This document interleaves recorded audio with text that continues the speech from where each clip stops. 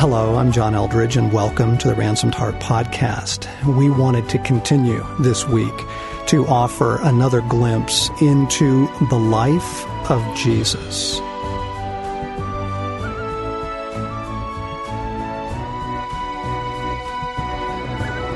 All right, so back to the Gospel of Matthew, back to chapter 8.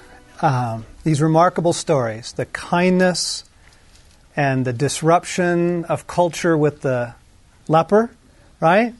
The astonishment at the centurion and the condition of faith. The generosity of just offering his time, his words, well into the night with people. And then the disruption, the willingness to speak hard words that are the very words that are needed. Two more stories in chapter 8 alone. And I hope what this is causing you to do, as you're reading the Scripture, just stop and ask yourself, what have we got here? What is this telling me? What's operating here?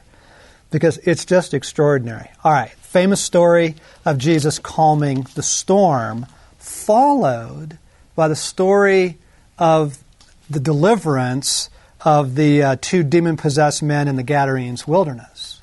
Stories are actually connected. All right? Then he got into the boat, and his disciples followed him. Without warning, a furious storm came up on the lake, so that the waves swept over the boat. But Jesus was sleeping. The disciples went and woke him up, saying, "Lord, save us! We're going to drown!" He replied, "You of little faith. What are you so worked up about?" Let's go.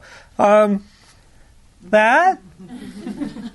The storm? The really big waves? The wind? Why aren't you worked up? What is it with this guy? All right. And then he got up and he rebukes. That's interesting. The wind and the waves. It was completely calm. And the men were amazed and asked, "What kind of man is this?" Which is what we're asking.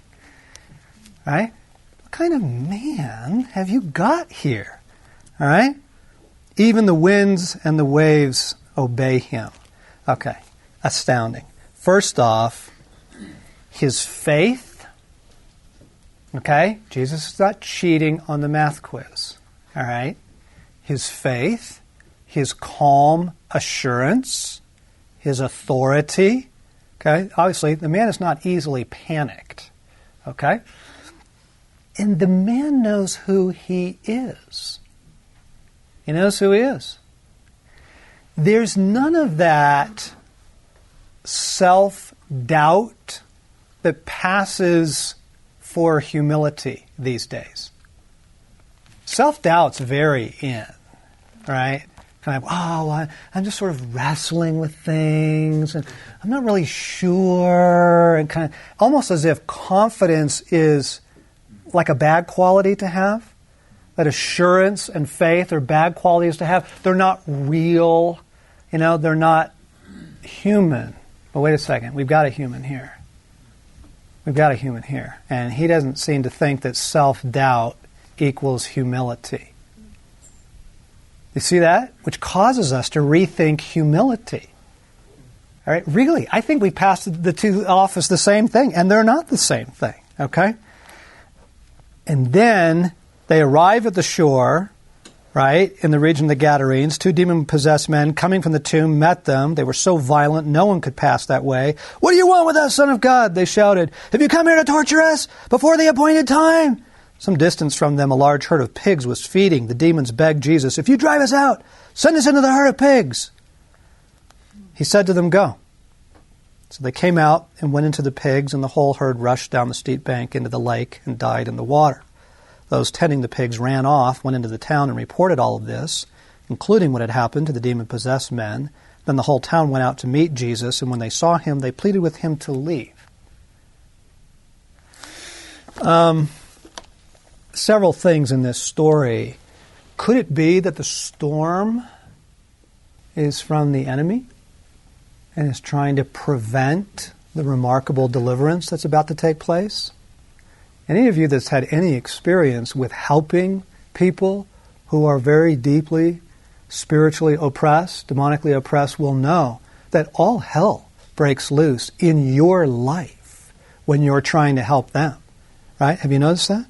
Car breaks down, lose your job, violent illness. It transfers. It comes against you to try and prevent you from helping them. A conjecture, not necessarily embedded in the text, but why are these two stories strung together? And when he's done, he does leave.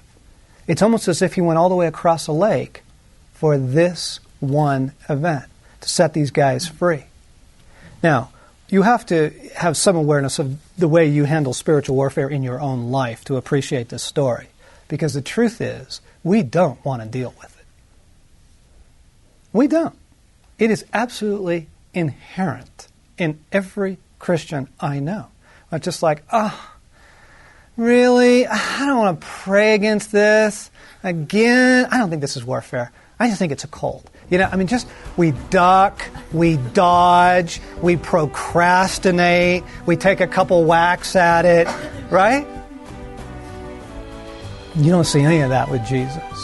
What you get with Jesus is this unflinching intentionality. I absolutely love that about this man. I absolutely love that about him. Later it says he set his face like a flint towards Jerusalem when it was time for his crucifixion. Right? The unflinching intentionality of him. This was just a taste from a new resource that we're offering at Ransomed Heart called The Life of Jesus.